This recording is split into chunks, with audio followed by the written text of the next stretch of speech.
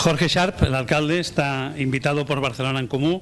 Sharp se encuentra en la ciudad porque ha participado, como muchos de ustedes seguramente saben, en el encuentro municipalista internacional Ciudades sin Miedo, Redes Globales de Refugio y Esperanza.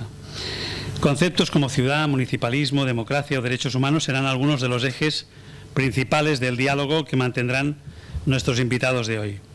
En el transcurso del acto también habrá tiempo, al final, para presentar el libro digital Conocimiento para la Equidad Social, Pensando Chile globalmente, que es obra de varios autores en los que ambos también han colaborado y escrito. Al mismo tiempo, tengo entendido que en Valparaíso se va a presentar también el libro al mismo tiempo y, por tanto, es una forma también de hermanar más todavía a estas dos ciudades, más de lo que están. Supongo que todos los que están aquí en la sala tienen conocimiento de un hecho histórico que a nosotros no nos pasa nunca desapercibido, que vincula muchísimo a Cataluña, a Barcelona y a la República Española, la Segunda República, con Chile y con Valparaíso. Pues porque allí llegaron 2.500 refugiados republicanos españoles que venían huyendo de los campos de refugiados, o campos de concentración, mejor dicho, del sur de Francia, y ahí Pablo Neruda fue el que tuvo la genial visión de alquilar un barco llamado Winnipeg, que zarpó un mes de agosto para llegar un mes después a Valparaíso, salvando la vida ni más ni menos que a 2.500 personas, algunos de ellos muy pequeños, que alguna de ellas todavía está en vida, en Roser Bru, por ejemplo, o Pepe Balmes, que hace poco tiempo nos dejó. Aquí el compañero, amigo y hermano Eulogio Dávalos, gran maestro de tantas cosas. En fin, como digo yo, él siempre hace de embajador del Winnipeg porque se harta y se cansa de dar conferencias y charlas explicando todo aquello, ¿no? Bueno, yo le acompaño lo que puedo, pero es bueno reivindicarlo, y más hoy que tenemos a Jorge aquí, al alcalde de Valparaíso. Quiero recordar simplemente que el 26 de octubre del 2016, Gerardo, te acordarás, tuvimos aquí en esta misma sala, en este mismo lugar, a dos diputados chilenos del potente movimiento estudiantil del país, que eran Gabriel Boric y Giorgio Jackson, y que también estuvo Gerardo Pisarello aquí con ellos. Creo que aquella fue un diálogo magnífico, en fin, lo recordamos bien. De allí nació también la colaboración de Gerardo en esta revista, cuya portada tienen ustedes aquí, y que al final subirá aquí Juan Pablo, digamos, a explicarnos un poco los detalles de la revista y cómo todos ustedes pueden acceder a ella. Y por tanto, yo ya voy a callarme, ni siquiera va a haber moderador en la mesa. Simplemente es que ustedes dialoguen con el público y dialoguen sobre dos ciudades como Barcelona y Valparaíso, en las que lo que podríamos denominar la nueva izquierda, si me permiten, están gobernando, bueno, contra pronóstico, pero están gobernando. Uno desde hace 2 años y el otro desde hace 1 año, si no me equivoco. 6 meses. 6 meses. 6 meses. Bueno, ni siquiera... No, ha sido como 6 años realmente, así que... Bueno, da igual. Pero sabemos desde aquí, porque lo seguimos, que ha habido una transformación importante, sobre todo en la forma de hacer política. Por ahí quisiera empezar. Si un poco ustedes consideran que están cumpliendo ese anhelo que tenían antes de llegar a ejercer el gobierno, si están o no satisfechos con esa idea que tenían y cómo se ha convertido en tan complejo la acción de gobierno. Vamos a cederle primero la palabra a Jorge Sharp, en tanto que nosotros hacemos de anfitriones y él es el invitado. Muchas gracias también por estar aquí y haber aceptado esta propuesta. No, bueno, en primer lugar, muy buenas tardes a todos y a todas. Buenas tardes a la Casa América. No sé si estábamos bien con el micrófono. ¿Sí? ¿Se escucha? ¿No? Déjenme ver. Sí. Bueno, a los amigos de la Casa Salvador Allende que acabo de conocer. En particular bueno, también a Barcelona en Común. Bueno, ya hice mi saludo el otro día, pero nuevamente a Gerardo, ¿no? también hoy día nos ha recibido muy gentilmente en la Casa de Gobierno local. Yo voy a partir contando un sentimiento personal, ¿no? Yo a ellos los conocía por YouTube. Entonces, poder compartir con Gerardo, bueno, con la misma alcaldesa Ada, algo que, o con Manuela, o en fin, con todos aquellos que están jugando un rol dentro de este proceso que está viviendo España y también Cataluña, no me lo podía creer realmente. Entonces, estos días han sido para nosotros de mucha intensidad, ¿no? Tanto en lo personal, pero también en la perspectiva de poder recoger lo que han estado haciendo ustedes acá en este tiempo y poder, bueno, llevarnos lo que nos podamos llevar, entendiendo que somos realidades completamente distintas. O sea, Valparaíso es una ciudad distinta a Barcelona y viceversa, ¿no? Sin embargo, creo que los problemas que enfrentan los gobiernos locales pueden ser similares. Pero yo quería partir de otra forma realmente. Me he dado cuenta, conversando con todos los que he conversado, de que se sabe poco de lo que está pasando en Chile. Se sabe poco de lo que está pasando en el proceso político chileno, ¿no? Porque lo que estamos haciendo en la alcaldía ciudadana en Valparaíso está inserto en un escenario nacional sumamente interesante, ¿no?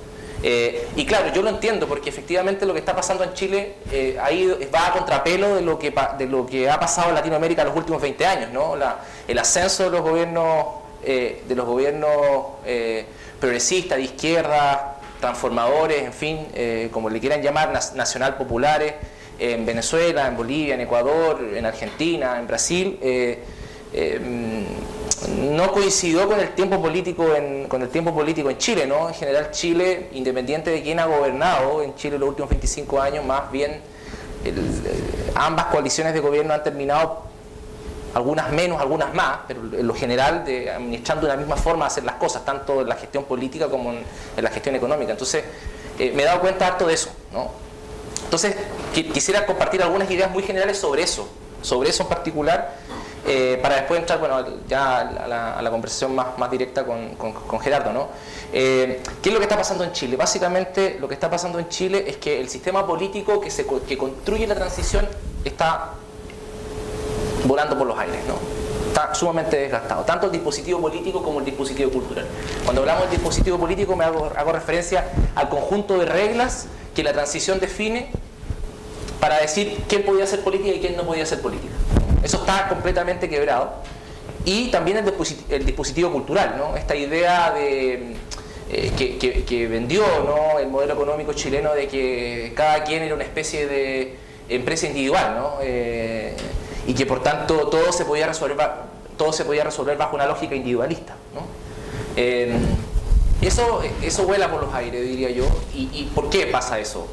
Por varias razones. En primer lugar, por una parte, la irrupción muy fuerte de un ciclo de movilizaciones de más o menos 10 años, cuya última movilización más visible es la movilización del mundo social contra el sistema de pensiones, esto de no más AFP, ¿no?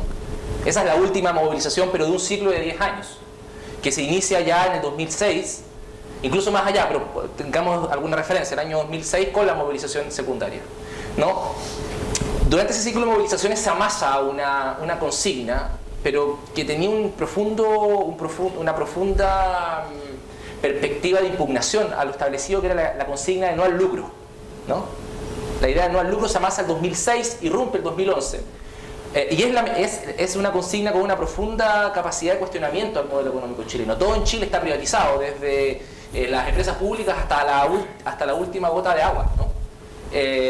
Consecuencia, eso genera un antecedente y todas las nuevas fuerzas políticas de este marco de fuerzas llamado Frente Amplio, de alguna u otra forma fueron parte de ese proceso. En segundo lugar, también importante señalarlo, quizás no con la intensidad de España, una crisis económica, ¿no? O sea, Chile ha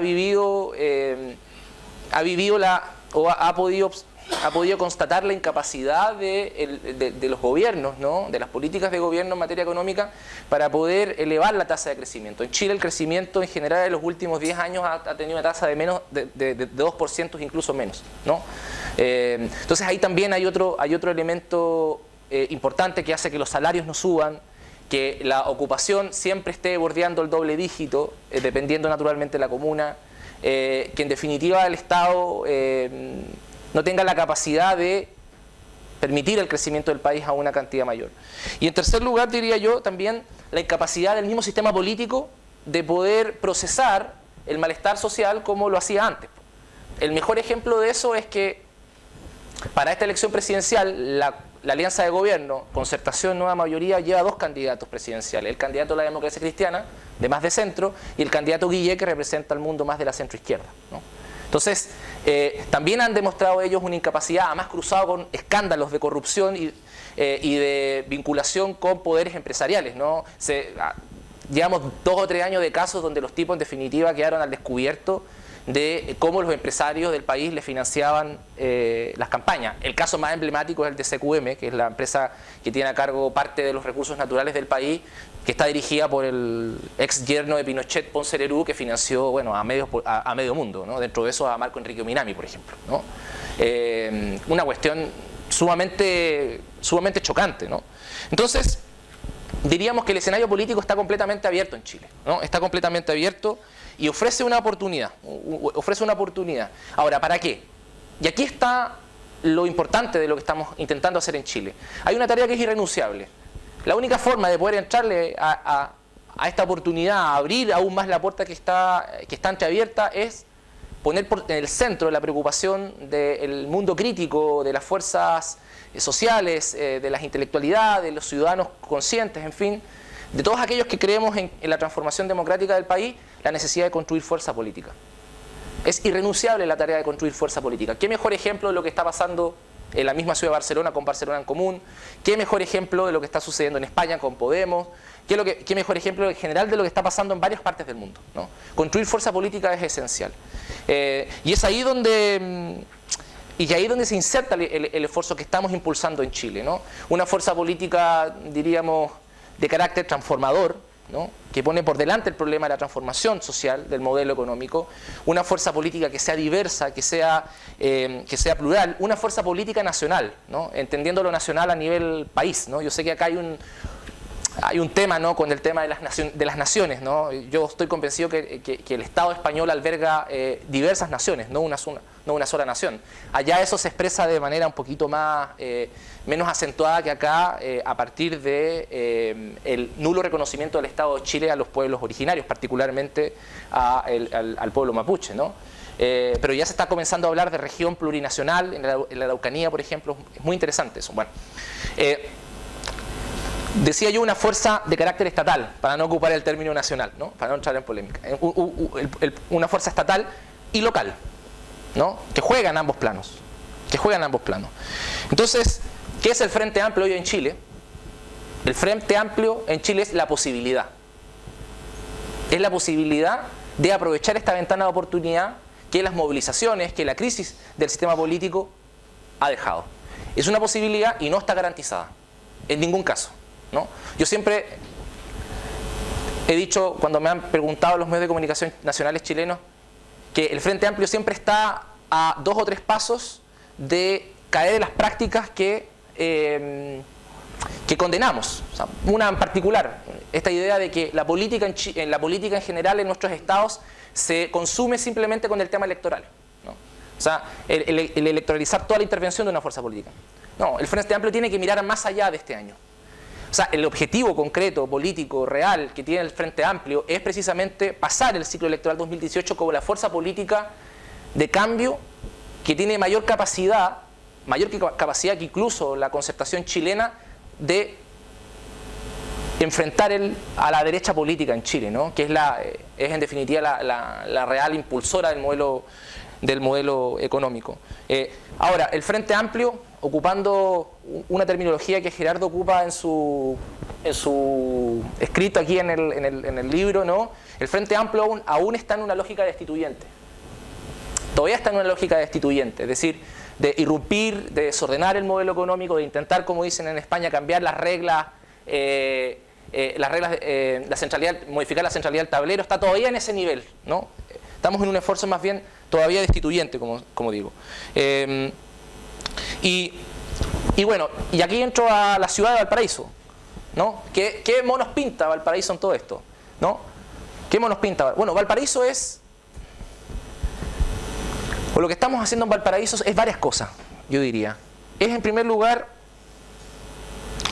una de las orientaciones, uno de los perfiles, una de las apuestas que dialoga dentro del Frente Amplio, ¿no? La apuesta de construcción de poder local, ¿no? Y de disputa en las ciudades, ¿no? Porque, insisto, el Frente Amplio chileno no es como, olvídense de lo uruguayo, no es algo como los uruguayos, no hay una democracia cristiana adentro del Frente Amplio, no hay algo así, ¿no? Es una cuestión completamente distinta, son 13 organizaciones con un sello de izquierda, bueno, también hay una expresión liberal que se llama el Partido Liberal, pero que es bien, ocupando una terminología del siglo XIX chileno, son liberales medios rojos, por decirlo así. Entonces, pero no hay algo así como una democracia cristiana, ¿no? Entonces no es el modelo uruguayo, es como decía Mariátegui, es una cosa sin calco ni copia, sino creación heroica, ¿no? Por decirlo así.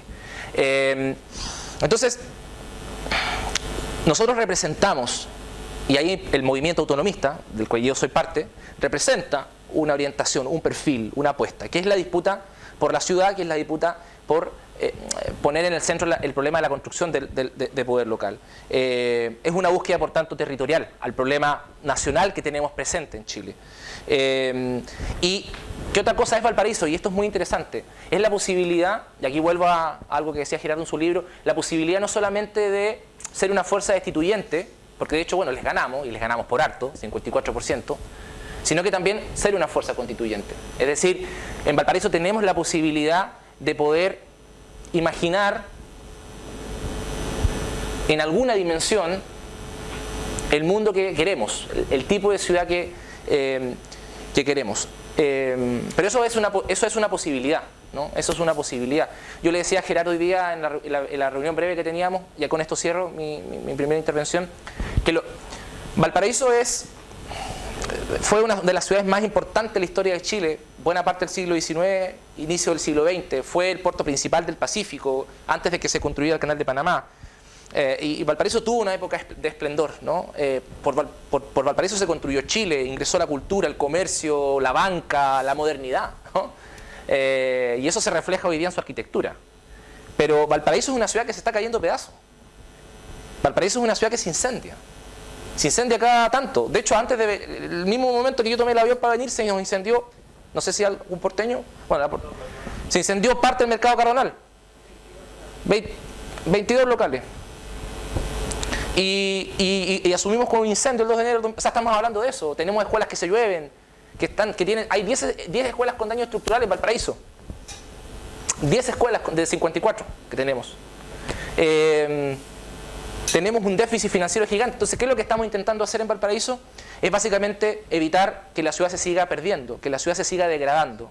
Somos una especie de barrera de contención, somos una especie de hasta acá llega la degradación de una ciudad que es hermosa, que tiene una potencia económica, cultural, social, universitaria, portuaria, patrimonial tremenda. Y atajado esto, bueno, ir pensando en qué áreas podemos ir un poquito más allá, ¿no? Podemos ir un poquito más allá. Por ejemplo, tenemos una política de vivienda ambiciosa, tenemos una política en materia de seguridad pública ambiciosa, tenemos una política en materia de educación también ambiciosa, pero la situación que nos encontramos es varios pasos más atrás que, por ejemplo, Barcelona, ¿no? Es más bien una situación de hacernos cargo de que la ciudad no se nos siga quemando, no se nos siga, en fin, no se siga destruyendo, ¿no?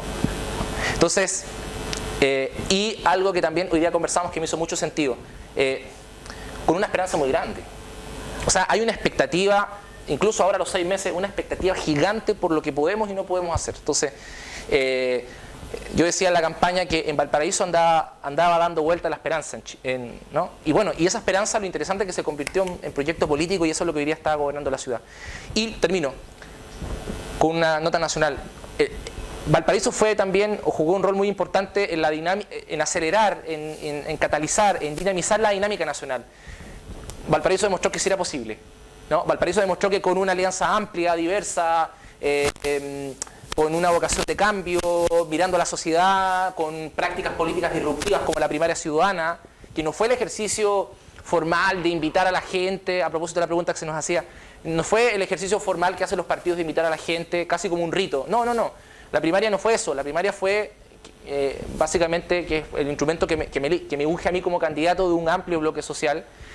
Fue una práctica política. Nosotros hicimos la primaria en parroquias, en federaciones de estudiantes, en sindicatos, en las plazas, en el pequeño comercio, y ahí nos fue a votar la gente, 5.200 personas. Entonces fue una práctica política distinta, y eso fue lo que nos permitió iniciar el camino del triunfo del 23 de octubre, porque esos 5.000 se transformaron en activistas al final. De hecho, teníamos una campaña que era el 1 por 10. O sea, si cada uno de los que fue a votar llevaba 10 a votar, ganábamos. Y de hecho sacamos casi 50.000 votos. Funcionó. Entonces, bueno, eso es algo de lo que está pasando en Chile. Y dentro de eso es en lo que estamos jugándonos en Valparaíso. Por tanto, nosotros en Valparaíso estamos preocupados de lo local, pero también estamos preocupados de lo que está pasando en nuestro país, ¿no? Y de qué rol jugamos en ese proceso. Bueno, esta mañana estuvimos charlando, ¿no?, con Jorge sobre estos temas. ¿Qué podríamos aportar? Pues yo creo que lo que tiene interés aquí es escucharlo a él, ¿no?, que es la experiencia. ¿Qué podría tener de interesante aportar como para, bueno, que nos haga pensar un poco, ¿no?, utilizando un género difícil y arriesgado que es la comparación, ¿no?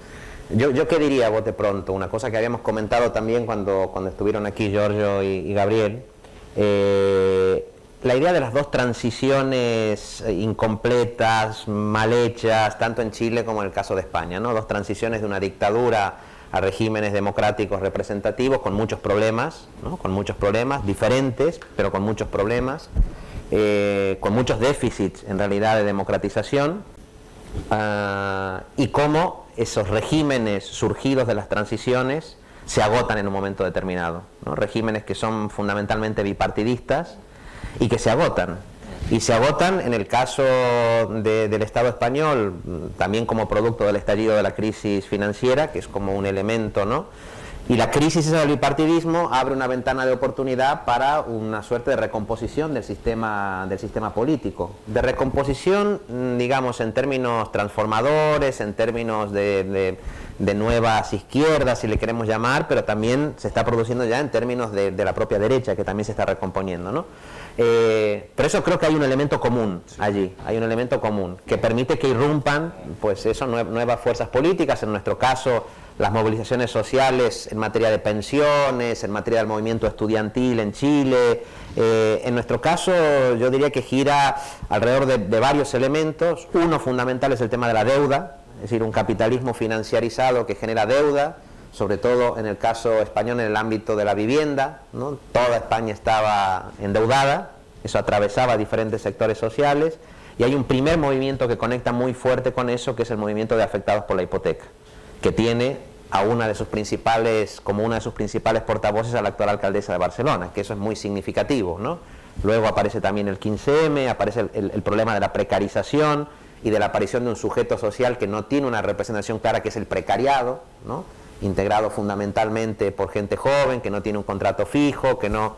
Bueno, y eso necesita como una cierta expresión política.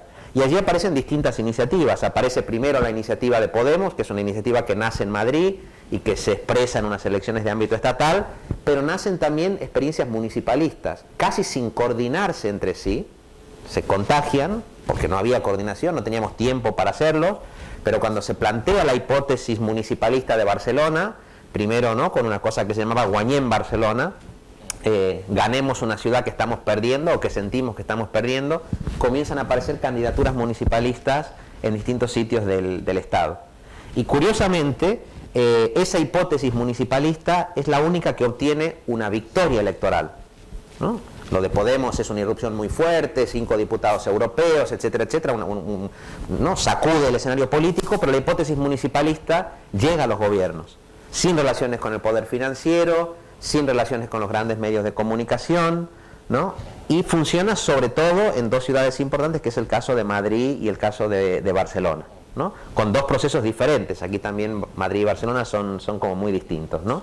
En este sentido, Barcelona... Las alcaldesas también son. Las alcaldesas son diferentes, Barcelona... Me consta porque hablé con Manuela. Sí, bueno, orígenes diferentes, ¿no? Una alcaldesa que es jueza, que viene, ¿no?, también de una participación importante durante la transición en defensa de, ¿no?, de derechos de los trabajadores, etcétera, etcétera, pero diferente generacionalmente, diferente en relación con su pasado activista y en una ciudad distinta, ¿no? Barcelona, yo creo que, por lo que hablábamos hoy, también tiene algunos elementos comunes con Valparaíso, la ciudad portuaria, la ciudad con un pasado económicamente dinámico, la ciudad, lo comentábamos hoy, incluso con una presencia libertaria, anarquista importante. Barcelona es una ciudad con una sociedad civil, tanto en su vertiente económica como en su vertiente de organización social, muy potente. Y que eso explica también que estas expresiones de democratización local, digamos, puedan producirse, que en el caso de Barcelona no se produce en el vacío, se produce como consecuencia, en buena medida, digamos, de las contradicciones que genera un modelo que muere de éxito en realidad. Porque es verdad que el municipalismo que irrumpe después del franquismo en toda España y en Barcelona también es un municipalismo que produce transformaciones sociales, y produce un modelo, ¿no?, que luego es conocido como el modelo Barcelona, que acaba muriendo de éxito, es decir, acaba generando efectos no necesariamente deseados, posiblemente por algunos actores sí, por otros no, pero que acaba generando una sociedad, una ciudad que digamos se coloca como un modelo de ciudad tan atractivo que acaba generando dinámicas especulativas, dinámicas, ¿no?, pero que también es la que explica la aparición de fuerzas como nosotras, ¿no? Y ahí tenemos, digamos, algunos puntos en común. Nuestro sistema es más parlamentarista, Sí, claro. ¿no? O sea, Jorge llega a la alcaldía con el 54% de los votos, pero con una participación bastante baja, ¿no?, un 35%. Sí. Nosotros llegamos a la alcaldía con una participación muy alta de la ciudadanía, pero con el 20 y poco por ciento de los votos, ¿no? Por lo tanto, con una alcaldía muy fragmentada, con 7 partidos políticos diferentes. Y a lo largo de estos 2 años, ¿qué ha pasado? Bueno, lo que ha pasado a lo largo de estos 2 años, naturalmente hay mensajes simbólicos del cambio que son muy importantes, lo que decíamos, ¿no? Hay un cambio en la gente que gobierna la ciudad, que es evidente. Nunca había gobernado la ciudad de Barcelona una alcaldesa mujer, además de orígenes populares, porque es una alcaldesa mujer, pero además de orígenes populares. Nunca había habido un alcalde de origen latinoamericano, nunca, ¿no? Es decir, si uno ve la composición de quienes integran, digamos, el gobierno, quizás puede guardar alguna similitud con alguno de los gobiernos de la transición, pero aquí hay una novedad. Lo cierto es que es un gobierno que llega en minoría, ¿no? Y por lo tanto la pregunta que hacía Tony de cómo se han cumplido o no las expectativas de transformación, aquí hay que decir varias cosas. Una, un gobierno que llega en minoría, que se convierte en gobierno porque cuenta con la confianza de fuerzas políticas que le apoyan en la investidura, pero esas fuerzas políticas que nos apoyaron en la investidura no necesariamente nos siguieron acompañando después. Nos apoyaron en la investidura, pero no siempre votaron todo lo que necesitábamos. Es verdad que los grandes proyectos que se pudieron impulsar en estos primeros 2 años, que yo resumiría un gran cambio, por ejemplo, cambiar las prioridades en materia social. Eso ha sido clarísimo. Cuando el nuevo ayuntamiento de Barcelona consigue controlar la bolsa, ¿no?, lo que hace es mover la bolsa de unas prioridades a otras. Lo que iba a unos barrios va a otros barrios, lo que iba a determinados proyectos culturales va a otros proyectos culturales, ¿no? Ese cambio es un cambio, diría yo, como uno de los más rápidos, ¿no? Pero efectivamente no nos acompañaron en todos los procesos de cambio, y muchas de las cosas que hicimos no fueron las cosas que queríamos hacer, sino aquellas que reunieron 21 votos para poder salir adelante. 21 votos que se consiguen, bueno, intentando llegar a acuerdos que no siempre son los satisfactorios. Es por lo que te juzga la gente de fuera, pero uno luego explica, pero es que 11 concejales son 11 concejales, ¿no? Entonces ese fue un cambio. Otra cuestión, digamos, que me parece que es importante, es que no hemos tenido los trabajadores municipales, no hemos tenido la máquina que nos pueda acompañar en estos cambios. Una cosa es cambiar el discurso, una cosa es cambiar las palabras, una cosa es generar un lenguaje que es un lenguaje diferente al que existía, ¿no? Lo común en el centro, aparece otra idea de democracia más cercana a la del 15M, la democracia real, que es democracia política pero también económica. Ese cambio de lenguaje se consigue relativamente fácil, ¿no? Un primer problema es que no llega la máquina. ¿Por qué no llega la máquina? Bueno, porque la máquina, por un lado, arrastra inercias y porque luego hay un sabotaje permanente por parte del gobierno central a que las máquinas puedan funcionar. El Partido Popular cada día impulsa un pequeño golpe de Estado contra el municipalismo a través del Boletín Oficial del Estado. Cada día se vulnera el artículo 140 de la Constitución Española que garantiza la autonomía local, impidiéndote contratar personal, impidiéndote contratar maestros y maestras para las guarderías infantiles, impidiéndote contratar gente para desarrollar las políticas en materia de informática. Es decir, la propia máquina, que ya de por sí arrastra algunas inercias, además es boicoteada permanentemente por el Estado central. Entonces, muchas cosas que no se han hecho a la velocidad que hubiéramos querido también tienen que ver, yo creo, con ese elemento, y me parece que es un tema interesante para poder reflexionar. Luego también hay otro reto, que lo primero que advertimos es que es muy difícil cambiar la escala local si uno tiene todas las otras escalas en contra. Es decir, construir una isla de municipalismo rodeada de un gobierno estatal o de un gobierno europeo que lo que hacen es gobernar o aprobar normas contra el municipalismo es un problema. ¿Cómo se intenta resolver eso en parte? Decidiendo intervenir en esas otras escalas. Bueno, pues si no basta simplemente el municipalismo, hay que presentarse a unas elecciones generales, hay que construir una fuerza en Cataluña, hay que intervenir en esas escalas porque las políticas que no hagamos nosotros las pueden hacer contra nosotros, ¿no? Eso me parece que es una cosa interesante, pero también es problemática. ¿Por qué? Porque hacer eso cuando uno pertenece a una candidatura municipalista que nace en una ciudad, implica el riesgo de intervenir en otras escalas debilitando la hipótesis municipalista, generando, ¿no?, proyectando cuadros políticos, activistas a esas otras escalas, ¿no? Entonces la escala municipal, bueno, se debilita porque la gente tiene que intervenir y se corre el riesgo además de perder lo mejor que tiene para mí el municipalismo y lo que lo hace especialmente transformador, que es la proximidad. Un compañero de Coruña nos decía, no podemos abandonar la trinchera de la proximidad, porque allí es donde nos jugamos toda nuestra capacidad transformadora y la credibilidad de nuestro discurso, porque el discurso puede concentrarse en prácticas, ¿no? Yo a veces encuentro compañeras y compañeros que son diputados, por ejemplo, ahora en el Congreso, y tengo la impresión que buena parte de sus discusiones tienen que ver con movimientos de fichas políticas, ¿no? Este partido hace este otro hace bloqueamos aquí, bloqueamos allí.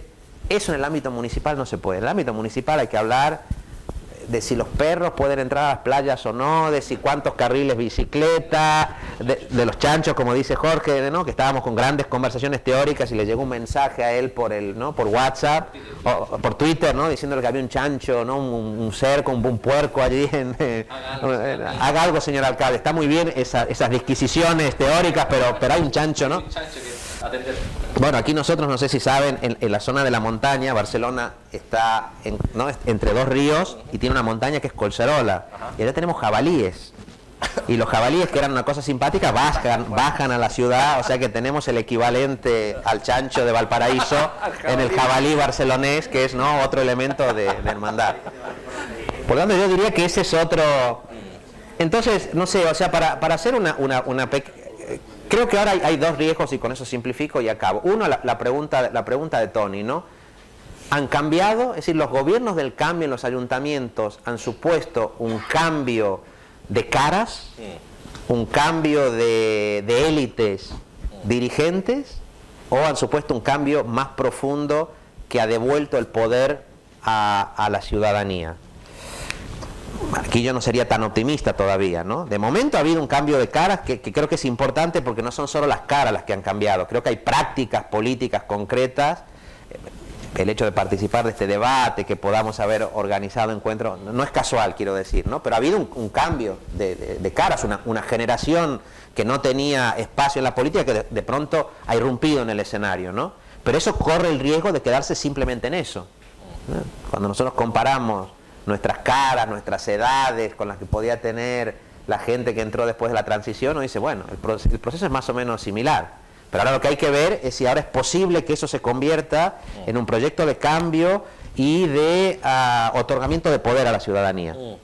Eso, por muchísimas razones, está pasando, pero de manera muy lenta. Por la máquina, por la capacidad de comunicación del gobierno. Por ejemplo, una cosa muy interesante para discutir es la relación de estas nuevas experiencias municipalistas o de cambio y los medios de comunicación. ¿no? El poder mediático como un obstáculo para la profundización democrática y como un obstáculo para la pedagogía política. Yo mismo estoy hablando así, aquí, de esta manera, porque es Casa América y porque intuitivamente, igual me equivoco evidentemente, siento que no hay ningún periodista de los grandes medios de comunicación. Si no, eso me obligaría inmediatamente a utilizar un lenguaje de cálculo político para que no me destrocen mañana con un titular, con una portada que diga que he dicho una cosa que no quería decir, ¿no? Por lo tanto, ese es un elemento. Y luego está el tema económico, que yo creo que es el reto. Los proyectos municipalistas progresistas en América Latina han existido y existen muchos. Y en general esos proyectos progresistas han conseguido cambiar las prioridades sociales, lo que yo decía antes, mover la bolsa y decir, lo que iba aquí, ahora va aquí. Más dinero para vivienda, más dinero para educación, más dinero para hospitales allí donde se tiene competencias.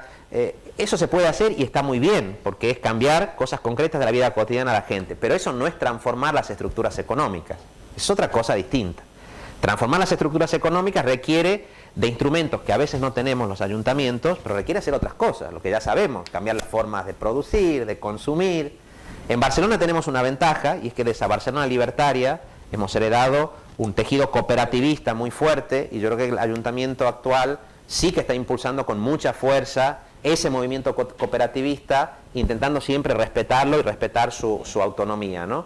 Pero el cambio en las estructuras económicas, en las estructuras incluso de la propiedad del suelo, en las estructuras... este es un tema muy complicado porque seguramente también vamos a ser juzgados, pero hay que pensar porque ahí hay un reto muy importante. Y una pequeña cosa más, una cosa que señala Álvaro García Lineras, el vicepresidente de Bolivia, que a mí siempre me hace pensar mucho. Él dice, uno de los problemas que tuvimos en América Latina fue que nuestras políticas sociales mejoraron el bienestar de mucha gente, pero los privatizaron, es decir, el bienestar los envió a su casa para disfrutar de las nuevas condiciones de bienestar, pero no consiguió que se convirtieran en ciudadanos activos. Y yo creo que el reto que tenemos es ese, cómo desarrollar políticas sociales que puedan hacer frente a la precarización de muchísima gente que está sufriendo, que lo está pasando mal, pero generando ciudadanos críticos al mismo tiempo, ¿no? Me voy a atrever a tomar los dos problemas que tú planteabas, ¿no? Que tenía que ver, planteabas.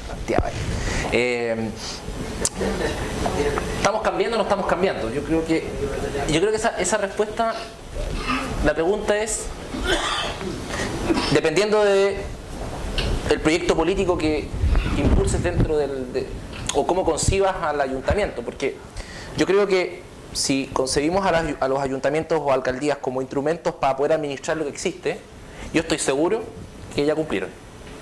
O sea, estoy seguro que administran mucho mejor que los que estaban antes, con mucho más transparencia, con mucho más eficiencia, con una mejor atención al público o al usuario o al vecino, como le llamen, ¿no? Estoy convencido de eso, ¿no? Pero el problema nuestro no está en administrar, claro, ¿no? No solo en administrar, exactamente, sino que en el problema de la transformación. Entonces, en Chile los municipios son administradores de pobreza, o sea, son un apéndice del Estado central. Tienen escasas facultades, bajos presupuestos, asumen un conjunto de tareas diversas, desde el chancho de la esquina hasta la educación pública. Son una cuestión sumamente compleja. Entonces, yo creo que la evaluación de lo que estamos haciendo creo que tiene que medirse en función de cuáles son los objetivos que nos planteamos, ¿no? Entonces, yo creo que hay una primera cuestión sumamente importante, porque es muy fácil, tú te has dado cuenta, muy fácil que cuando entras a la vorágine municipal, terminas muy rápidamente haciendo quizás lo mismo que los que estaban antes. Entonces, siempre hay que estar cuestionándose, siempre hay que estar revisando siempre cada paso hay que estar pensándolo de mejor manera. Entonces, y eso me lleva a lo segundo que planteas tú, el tema del problema económico. Yo creo que muchas veces el problema no es cuántas facultades o no tenga el ayuntamiento o el municipio. Porque, por ejemplo, las alcaldías de Chile no tienen ninguna facultad en materia económica. Entonces, lo importante es la voluntad política.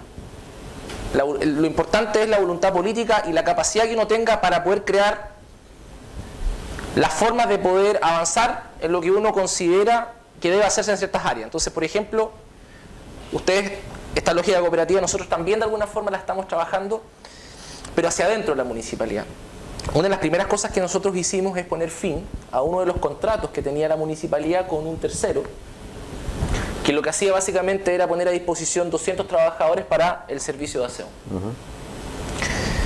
Pusimos fin a ese contrato, que era un contrato también millonario, de los que son lesivos para el patrimonio de la municipalidad, y lo que hicimos fue, en acuerdo con los trabajadores de esos 200 trabajadores que estaban subcontratados en definitiva, era de que con ellos íbamos a avanzar hacia un régimen de cooperativas y que por tanto nos íbamos a dar un plazo de 8 meses, de un año, para que ellos se pudiesen organizar en torno a una cooperativa y que posteriormente ellos pudieran prestar el servicio de aseo a la municipalidad, mejorando el servicio mismo, reduciendo, dándole un alivio al presupuesto de la municipalidad y además también mejorando ostensiblemente las condiciones laborales de esos trabajadores. Los trabajadores de la municipalidad, por eso están, particularmente los de base, en una muy mala situación, ¿no? Ganan apenas el mínimo, que en Chile son 74.000 pesos más o menos. Ahí saquen sus cálculos en dólares, en euros, yo soy malo para los cálculos. Pero ahí no había norma que nos permitiera hacer eso. Fue pura voluntad política, ¿no? Entonces, o lo que estamos haciendo ahora en materia de salud, que tú preguntabas cuando te ¿Cómo se llamaba, Tony, el alcalde vasco, este que estuvo como 3 mandatos seguidos, que decía aquello, no es de mi competencia, pero es de mi incumbencia, ¿no? Tener incumbencias para... O lo otro que estamos haciendo muy interesante, que está vinculado al problema de la salud, ¿no? El tema de la farmacia popular. Los municipios no tienen, o sea, imagínense un municipio en Chile haciendo farmacias. No, y ahora ya tenemos una farmacia y vamos por una óptica. Para que la gente pueda ingresar, para que la gente pueda tener lentes, que son muy caros en Chile, a precios populares, y por tanto pueda mejorar su calidad de vida de manera muy concreta. Entonces, nosotros nos debatimos permanentemente en la idea de administrar y concebir claro, a el municipio como un instrumento de gobierno. Y eso tiene ciertos problemas. Y aquí también te quiero quizás preguntar algo o proponer algo, ¿no? que puedas desmenuzar. Efectivamente, estos problemas que tú decías que se encontraron son los mismos nuestros, ¿no? El problema de la estructura municipal, el problema de los funcionarios, la falta de cuadro técnico.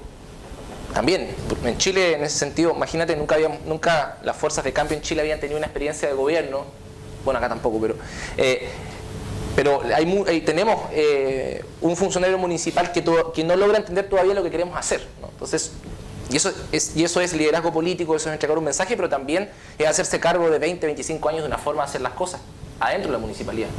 Y también los propios cuadros tuyos, ¿no? Complicado también no tener los cuadros técnicos. Pero hay algo que el problema de la restricción presupuestaria en nuestra municipalidad está quebrada, derechamente quebrada. No tenemos plata para comprar un computador. Para renovar los computadores que son de hace 10 años no tenemos plata. O sea, hoy día no tenemos plata siquiera para poder financiar cuestiones básicas en la escuela. Entonces, esta idea de la redefinición de prioridades para nosotros es una cuestión vital. Claro. Nos jugamos el pellejo en eso. Y por eso hemos estado cortando contratos, hemos estado reduciendo gastos, por eso los que viajamos hoy día no le gastamos ningún peso a la estructura municipal. Eso tiene más de simbólico que de otra cosa, pero son señales que uno tiene que ir dando para marcar el rumbo. Pero hay otra cuestión que a mí por lo menos y a nosotros nos preocupa y medio que le damos harta vuelta, que es el problema de las alianzas. Es el problema de las alianzas y los intereses sociales que expresan nuestros proyectos. O sea, por ejemplo, la alianza social que triunfa con la alcaldía ciudadana es una alianza social que va desde los sectores medios, incluso yo te decía medios empresariales, vinculados al rubro del comercio local. El 55% del empleo en Valparaíso se produce por el pequeño y mediano comercio, el comercio local, no los grandes malls. El turismo, hasta parte de los sectores populares. No todos los sectores populares nos votaron, de hecho hubo obtención de los sectores populares. Entonces es un marco de alianza gigante el que tenemos en términos sociales. Son muchos intereses que son contradictorios, intereses que a veces no dialogan entre sí, que no se conocen. O sea, la gente que vive en la punta del cerro en Valparaíso, hay niños que no conocen el mar, que nunca han bajado al mar, y Valparaíso es una ciudad costera. Entonces, yo no sé en ese sentido cómo ustedes han trabajado el tema de la alianza, ¿no? Y preguntándote derechamente, dentro de esa alianza uno dice, nuestra prioridad va a estar puesto a trabajar hacia acá, hacia allá. A nosotros en particular nos interesa ser protagonistas de nuestro proyecto a los sectores populares, ¿no? en Valparaíso. Y eso es una pega gigante, porque son sectores que han estado permanentemente excluidos de la política. Son los que se incendian, son los que no tienen casa, los que no tienen alcantarillado, los que sufren las consecuencias del neoliberalismo a flor de piel, ¿no? Entonces, eso también te va guiando en tus prioridades, en tu orientación programática, en dónde va más la alcaldesa, dónde va menos ¿cierto? Entonces, me gustaría que me pudieses comentar algo de eso también, ¿no? ¿Cómo lo están trabajando? ¿Cómo lo están abordando? Jorge, ahora te contesta enseguida Gerardo, pero déjenme que les diga una cosa. Como ustedes saben, Gerardo Pisarello en estos momentos no es solo lleva la primera tenencia de alcaldía, sino que además es una cosa que a mí no me gusta llamarle, no sé si a ti te gusta o no, pero es alcalde accidental, lo cual es una cosa horrorosa, debe ser por accidente, no sé si es por accidente, pero en todo caso tiene doble agenda, para entendernos. Él se comprometió a venir, tiene una agenda complicadísima a partir de dentro de 7 minutos, y además tiene un viaje esta noche, y por tanto la cosa se complica. Por supuesto, nos gustará mucho que respondas lo que te preguntaba ahora el alcalde de Valparaíso, y después, bueno, él se tendrá que ir. Seguiremos nosotros un rato más, si ustedes quieren, aprovechando si el alcalde... Sí, claro, obvio. No accidental, para hacer preguntas, si el alcalde no accidental, claro, así sí. lo pide. Para algunos fue accidente. Podemos continuar y también daremos paso a presentar la publicación, aunque no esté Gerardo, agradeciéndole mucho que haya estado. Si quieres contestarle... Sí. No, bueno, es interesante porque luego tengo otro acto y esta noche voy a Madrid porque mañana, como saben, se presenta una moción de censura en el Congreso contra el gobierno del Partido Popular. Claro, ¿por qué hay que ir a Madrid? Bueno, porque los ayuntamientos tenemos que mostrar que esa iniciativa para nosotros es importante, ¿no? Porque si el gobierno central es uno de los obstáculos para que el municipalismo pueda consolidarse, hay que estar. Pero para estar en Madrid, bueno, hay que multiplicarse, un tren, ir a Madrid, estar allí, quién se encarga de las cosas. Para mostrar lo difícil que es actuar en todas las escalas, pero también dejar de actuar en todas las escalas, ¿no? El tema de las alianzas, que a mí me parece fundamental. Yo creo que la política en una sociedad que es desigual implica conflicto y por tanto pretender que la política, además de momentos de acuerdo, no tenga momentos de conflicto es un gran peligro. Pero hay que delimitar muy bien cuál es el campo de las alianzas y cuál es el campo del conflicto, porque una cosa que nosotros hemos aprendido siendo minoría, no se puede dar todas las batallas y no se pueden dar todas las batallas al mismo tiempo, ¿no? Que es una cosa que las fuerzas de cambio, de transformación, uno lleva y quiere ser coherente en absolutamente todo, dar todas las batallas que se presentan cada día, cada causa donde está en juego una cosa injusta, quiere dar esa batalla. Luego es físicamente imposible, se dan mal todas las batallas, uno llega totalmente agotado. Entonces es muy importante para mí definir el campo de las alianzas, que a mi juicio tiene que ser el más amplio posible, o al menos en una ciudad como Barcelona, ese campo tiene que ser el más amplio posible. En Barcelona es muy difícil llevar adelante un proceso de transformación social sin la potencia de sus movimientos sociales y sin el dinamismo incluso de una parte de su entramado económico, empresarial, de pequeña y mediana empresa, de innovadores culturales, del pequeño comercio. Eso es lo que nosotros sabíamos hacer menos, porque no conocíamos a esta gente, no veníamos de aquí. Ni ellos tenían nuestros números de teléfono, ni nosotros teníamos sus números de teléfono. Y eso generó en un primer momento una situación de mucho recelo y mucha desconfianza. Pero el reto para mí ahora es intentar construir eso que San Simón llamaba la alianza de los productores. Es decir, todos aquellos sectores que estén a favor de una economía mínimamente productiva, no especulativa, que genere valor agregado, que pague buenos salarios, que genere, ¿no?, proyectos de desarrollo económico que tengan un cierto retorno para la ciudad en términos ambientales, en términos sociales, tienen que formar parte de un mismo bloque. No sin algunas contradicciones, pero formar parte de un mismo bloque. Es decir, lo que decía antes, pequeña y mediana empresa, amenazada por los grandes oligopolios, el pequeño comercio, innovadores culturales, innovadores tecnológicos, junto a trabajadores, sindicatos, nuevas experiencias de organización ciudadana, asociaciones civiles, medioambientales. Ese es un gran bloque, a mi juicio, muy importante de acuerdo. ¿Quién queda excluido de ese bloque? ¿Y con quién se plantea el antagonismo? Claro, yo creo que en un contexto de capitalismo financiarizado como el que tenemos ahora, para mí el objetivo es dejar fuera de esa alianza entre productores, de productores sostenibles, porque vivimos en un contexto de crisis ecológica también, ¿no? Es dejar fuera de eso a los especuladores, dejar fuera al rentista. Si el rentista es quien no puede formar parte de esa alianza, ¿no? Por eso yo siempre digo cuando nos preguntan, todo lo que sean inversiones sociales en Barcelona, que generen, que mejoren las condiciones laborales, que generen retorno social, son bienvenidas en la ciudad. Pero cuando venga un inversor que quiera comprar un edificio entero del barrio de Gracia para especular, para que el precio de la vivienda aumente 4 veces, tiene que ser declarado enemigo de la ciudad. E incluso ejercemos una suerte de patriotismo barcelonés, es decir, en Barcelona las inversiones especulativas no son bienvenidas. Eso en Barcelona no puede ser. Entonces ahora estamos intentando establecer como el campo de alianzas, ese amplio que hace falta en esta clave, ¿no?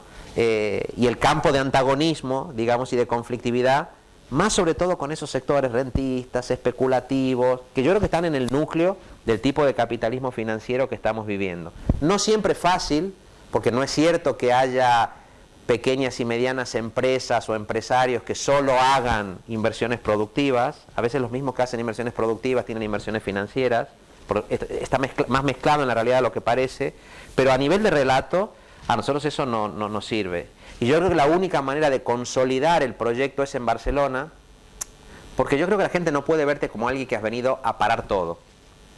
Los que han venido a parar todo. Y es verdad que en una dinámica de concentración uno dice, bueno, paremos.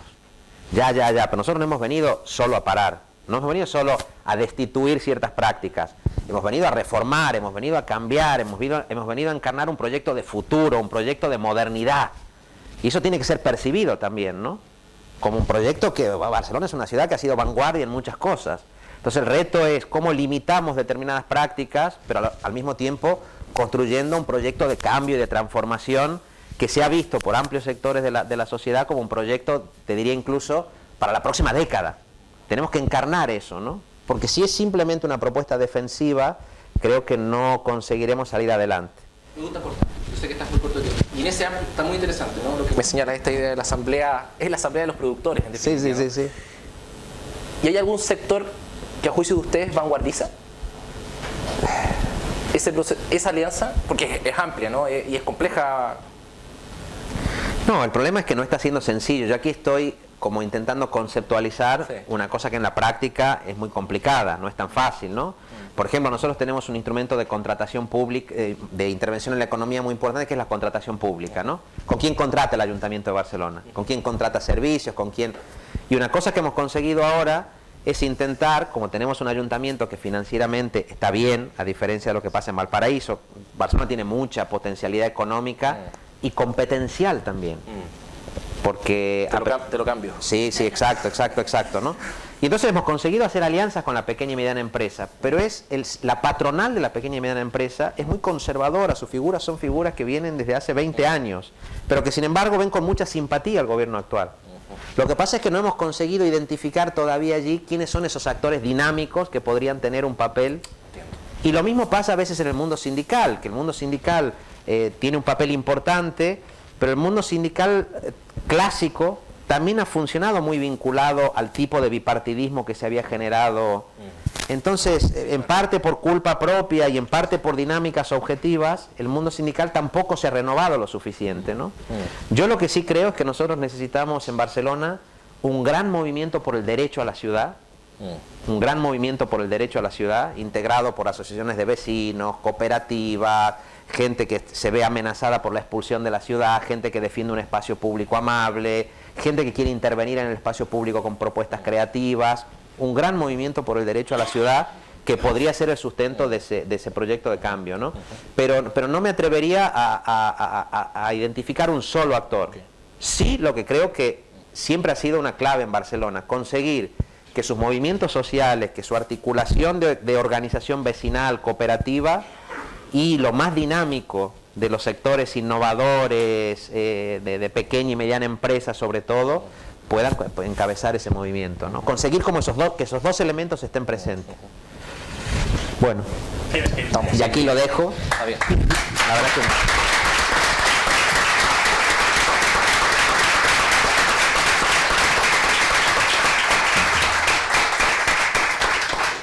Bueno, mientras Gerardo le saca el micrófono, empieza a despedirse y se va, yo ya pediría que subiera Pablo Rivera, que es una de las personas, digamos, que ha coordinado el trabajo de este libro, y quisiera que lo presentara él. Me parece que Romy Morales también está por aquí. Digo para no dejarme a nadie. Adelante. Unos minutitos, digamos, aprovechando que está más el alcalde aquí. Por supuesto. Bueno, Un gustazo, hermano. el abrazo.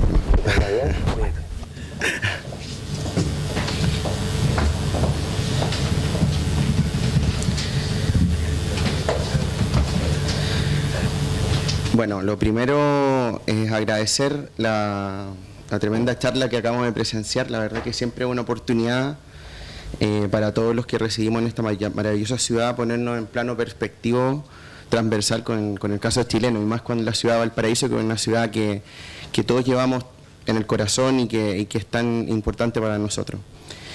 Bueno, la verdad es que primero que nada decir que la conferencia Encuentro Barcelona, que se realizó el año pasado, fue una conferencia organizada por un grupo de investigadores e investigadoras chilenos que en su particularidad se trata de gente que reside en Barcelona, que ha realizado sus estudios en la ciudad, pero que tiene una perspectiva quizás, por lo menos a mediano plazo, de permanecer en la ciudad. Eso nos ha llevado a tener la motivación de no desprendernos y no desvincularnos de nuestro país, de Chile. Y desde nuestras propias instituciones, desde los lugares de trabajo, yo soy profesor de la Universidad de Barcelona, pero también participaban profesores de otra universidad o de la misma Universidad de Barcelona, pero de otras facultades distintas a la de educación donde yo trabajo. Quisimos crear una propuesta que permitiera generar redes, encuentros entre instituciones, no solamente universitarias, sino de administración pública, organizaciones sociales, ONG, entre Chile, Cataluña, Chile, Cataluña, España, Chile, Cataluña, España, Europa. Esa fue nuestra principal intención. Por lo mismo, en la misma lógica de este diálogo, lo que se hizo fue generar encuentros de diálogo durante 3-4 días, que fueron propiciados por instituciones tan importantes como Casa América. Aprovecho esta instancia de agradecer, porque Casa América fue súper importante para nosotros, desde luego. Facilitó la participación de los diputados Boric y Jackson, que como bien me nombró Tony, hicieron una tremenda conferencia en este lugar, y que también son autores del libro. También, lamentablemente Gerardo se fue, pero nuestro agradecimiento eterno es al Ayuntamiento de Barcelona, que también nos posibilitó todo tipo de instancia de reunión entre los representantes sociales de Chile y los representantes sociales de Cataluña, de Barcelona y de España. Por tanto, nuestro agradecimiento es infinito. Y sin duda, desde luego, a la Universidad de Barcelona, a la Universidad de Santiago, a otras entidades, por supuesto también a la Reinche, que está aquí presente, y otros organismos que fueron parte también de nuestro... Por ejemplo, aquí está el Grupo Inanga, que también fue parte importante del evento. Bueno, con esta presentación simplemente decir que el libro ha salido. Este libro es un conjunto de reflexiones que incorpora, son 6 capítulos, que incorpora perspectivas sobre cómo la ciencia y sobre todo la investigación científica pueden ser un aporte en la calle, en la sociedad civil. No quedarse siempre en los laboratorios, no quedarse siempre en el aula, sino que ser un aporte real. Nos dimos cuenta durante el diálogo en estos días que tenemos una deuda, quienes trabajamos en la academia, de solamente dedicarnos, no solamente dedicarnos, pero sí orientar mucho nuestro trabajo hacia la publicación de JCR, que seguramente a alguno ya le resonará, publicación de artículos, pero que tienen un impacto métrico, pero un impacto social. Y es el compromiso que hemos asumido durante estos días de crear ciencia que se visibilice, que genere impacto, que esté en la calle y que genere cambio social. Por lo mismo, el título del libro es Conocimiento para la Equidad Social, pensando en Chile globalmente. Y el concepto globalmente lo hemos generado a partir de una reflexión del profesor Alan Turing, que al iniciar la conferencia nos decía que uno de los principales desafíos a nuestra sociedad es entender que la mayoría de los problemas que tenemos hoy en día son problemas globales. Por tanto, la respuesta a los problemas globales necesitan soluciones globales, soluciones pensando interculturalmente, intercontinentalmente.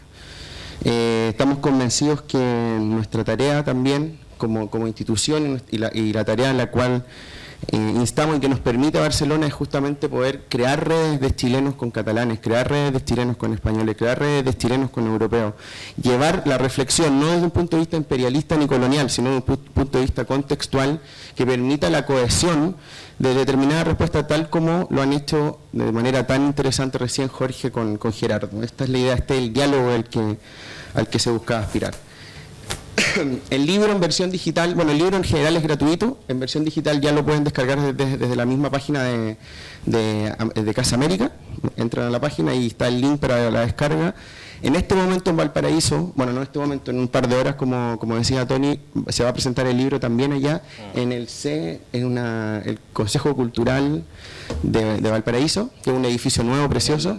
El Consejo de Cultura y las Artes, que es el Ministerio de la Cultura en Chile, que es el único ministerio que está fuera de Santiago y está ahí en la Plaza Sotomayor en Valparaíso. Claro, y se va a presentar ahí el libro bueno, a la verdad es que a las 12:30 de la noche, se transmitirá por streaming, pero si lo ven, y conectando en esta misma lógica Chile globalmente, es que aprovechamos también de hacer esta instancia con tu presencia y participación. El libro, les repito, está disponible, pueden entrar en la página y prontamente esperamos contar con la colaboración de Casa América. Cuando tengamos los escritos en físico, haremos el lanzamiento, si no es acá, en otro espacio, sin duda. Muchas gracias.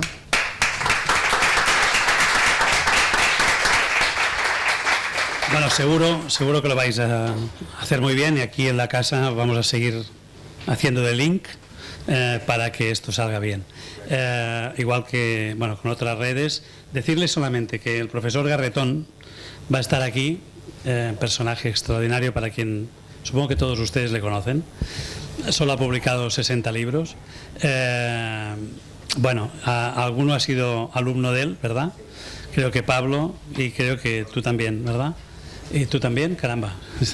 Pues bueno, pues Garretón va a estar aquí el 21 y otro personaje interesante también para reflexionar sobre las nuevas políticas en Chile y lo que va también a suceder en noviembre con esta elección, en fin, compleja que va a haber en Chile. Bueno, yo ahora estoy en un problemita que no es menor. A las 7:30 aquí hacemos una representación teatral de origen argentino y por tanto hay que montar y desmontar. Y por tanto yo lo que hubiera querido es darles pie a ustedes para que hablaran también con el alcalde, pero no voy a poder porque nos hemos alargado un poquito. Entonces, yo sé de la bondad del alcalde como para que esté un ratito aquí fuera, como departiendo, sí. Digamos, eso puede hacerlo. ¿No Después yo le he sugerido... ¿No tienes otra salita más? Sí, tengo otra salita, pero es chica. Apretado, no, es chica y además no está disponible porque los actores se han cambiado allí. Pero, bueno, yo les cedo también, por supuesto, mi despacho, que es un lugar para estar y conversar. Aunque yo le he sugerido al alcalde que estaría bien que esta tarde-noche, antes de que se vaya, pueda subir al barrio del Carmelo y pueda visitar la Plaza Salvador Allende. Me parece que para un alcalde como él, con su perfil, ¿verdad?, creo que sería interesante. Y, bueno, como que le ha causado curiosidad, yo incluso me voy a prestar a acompañarle si quieren, a él y a los compañeros y compañeras que han venido con él. Gracias, Antonio. Desde Valparaíso. Si tienen un hueco en la agenda, si no lo tienen, mala suerte, pero si no, yo creo que vale la pena que el alcalde de Valparaíso vaya a una plaza como esta, ¿no? Dedicada al presidente constitucional de Chile, ¿no? Bueno, no sé si quieres decir alguna cosa de final. Me gustaría compartir un mensaje realmente, ¿no? Aprovechando que también hay harto compatriota presente, ¿no? Bastantes, sí, bastantes compatriotas. Yo creo que, como decía antes en mi intervención inicial, en Chile la puerta está abierta, ¿no? Está abierta. Ahora, ¿qué tanto rato se mantenga abierta? Es una cuestión que está en disputa. Es decir, así como en otras áreas de la vida, en la política no hay nada garantizado, ¿no? Todo supone una disputa ruda, dura, precisamente contra aquellos que quieren cerrar la puerta, ¿no? Y están permanentemente pensando cómo cerrar la puerta, y cuando la cierren le van a poner candados, llaves. En consecuencia, tenemos una oportunidad muy interesante para avanzar. Y lo bueno que ha pasado en este último tiempo es que, gracias precisamente al cambio del clima político que se ha gestado en el país, hoy día hay una democracia un poco mejor de lo que había antes. Y por tanto, cuestiones tan básicas y esenciales como el derecho que tengan los chilenos y chilenas que están en el extranjero a poder votar, hoy día son una realidad.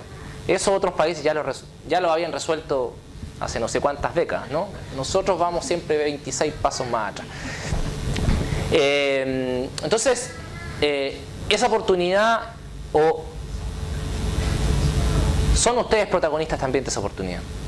Son también ustedes actores y actoras de esa oportunidad, no espectadores. Lo que decía Gerardo, ¿no? No podemos ser espectadores. Tenemos que ser actores, protagonistas de lo que estamos haciendo. Y aquí, desde Europa, desde España, desde Cataluña, ustedes pueden ser protagonistas de eso. O sea, tenemos un desafío fundamental. Tenemos una primaria. Ahora, ¿cuándo? El 2, ¿o no? Tenemos que sacar más votos que Piñera. Tenemos que hacer que vote más gente en la primaria del Frente Amplio que en la primaria de la derecha. O sea, tenemos que hacer que más chilenos en el extranjero voten por Beatriz o Alberto, ¿no?, que por los otros amigos no tan amigos de la derecha. Ese es el objetivo que tenemos de aquí al 2 de julio. Y eso supone ir puerta por puerta, barrio por barrio, mapear, trabajar colectivamente para poder sacar adelante esa tarea. Para que se diga que, bueno, desde Cataluña el Frente Amplio es más fuerte que la derecha, ¿no? Ese desafío lo tenemos también en Chile, es más complicado, pero yo creo que sumando los esfuerzos ya no solamente de los de Arica, Magallanes, de Cordillera Mar, de Valparaíso, de Santiago, de Punta Arenas, de Arica, sino que ahora sumando a los que viven en Estados Unidos, los que viven en nuestra Latinoamérica, los que viven en las Europas, creo que tenemos más posibilidades de lograrlo. Así como se nos dijo en algún momento en los años 80 que la alegría iba a llegar en Chile y no anduvo llegando, en Chile ya se instaló la esperanza. Ahora hay que transformarla en proyecto de cambio. Eso.